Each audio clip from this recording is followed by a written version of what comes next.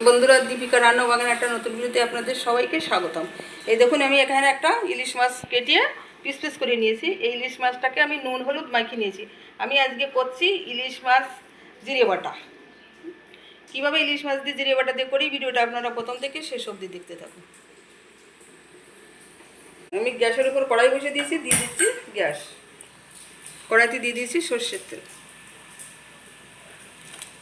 তেলটা গরম হয়ে গেছে, দিয়ে দিচ্ছি নুন হলুদ মাখা ইলিশ মাছ। আমি মাছগুলো হালকা ভেজে নেব, বেশি ভাজবো না, কারণ ইলিশ মাছ বেশি ভাজতে নেই।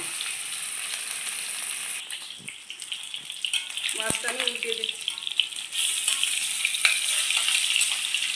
হালকা করে ভেজে নেব, বেশি ভাজবো না, হালকা লাল হবে তখন।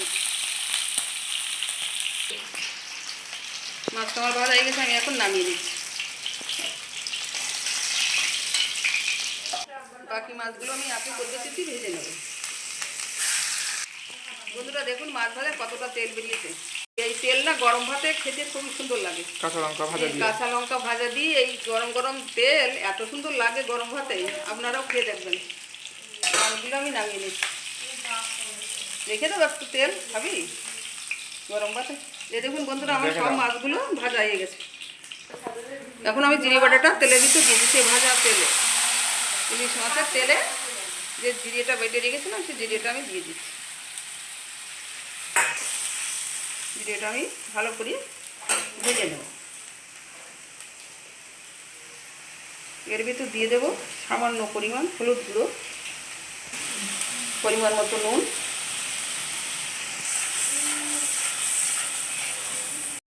দেখুন বন্ধুরা জিরেটা আমি ভালো করে ভেজে নিয়েছি। এখন দিয়ে দিচ্ছি ওর ভিতর জল। বন্ধুরা জলটা আমার ফুটিয়ে গেছে, দিয়ে দিচ্ছি ভেজে রাখা মাছ জলের ভিতরে।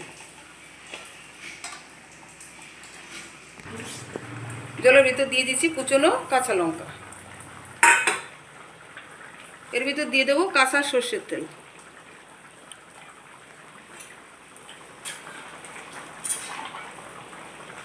কত সুন্দর কালার এসছে, কালারটা সুন্দর এসছে, খুব সুন্দর।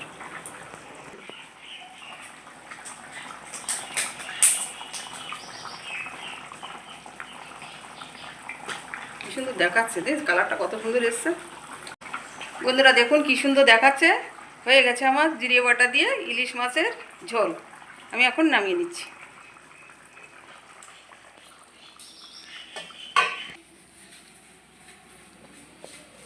বন্ধুরা ভিডিওটি কেমন হয়েছে আমাকে লাইক কমেন্ট আর ফলো করবেন। ধন্যবাদ, সবাই ভালো থাকবেন। আর যারা এই ভিডিওটি ফেসবুক থেকে দেখছেন তারা পেজটিকে ফলো করবেন।